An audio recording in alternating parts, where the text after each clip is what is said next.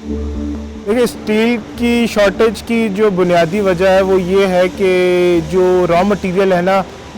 जो इंपोर्ट होता था वो, क्योंकि मुल्क में हालात ऐसे हैं, एलसीज खुल नहीं रही, इंपोर्ट्स हो नहीं रही, तो रॉ मटेरियल की शॉर्टेज हो गई है। जब रॉ मटेरियल की शॉर्टेज हो गई है तो नेचुरली जो फिनिश प्रोडक्ट स्टील है उसकी शॉर्टेज हो गई है, जिसकी वजह से जो है ना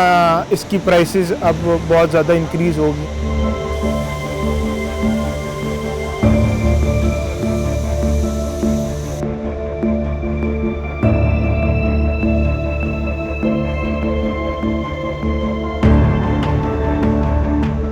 जिस तरह स्टील की प्राइसेस इतनी ज़्यादा इंक्रीज़ हुई है ना,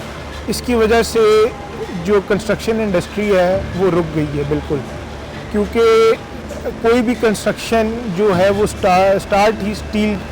की ऊपर होती है। स्टील, सीमेंट, रेत, बजरी, क्रश, ये प्राइमरी रॉ मटेरियल्स हैं कोई भी नई कंस्ट्रक्शन स्टार्ट होने के लिए, चाहे वो प्राइवेट लेवल पे हो, गवर्नमेंट लेवल पे हो या किसी भी लेवल पे हो। बिल्डर्स थे, डेवलपर्स थे,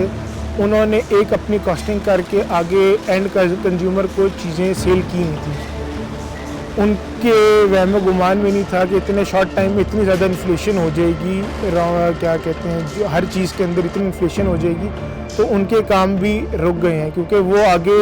जिस रेट पे उन्होंने सेल किया हुआ है उसके अंदर अपना प्रॉफिट उनका इंक्लूड हुआ था।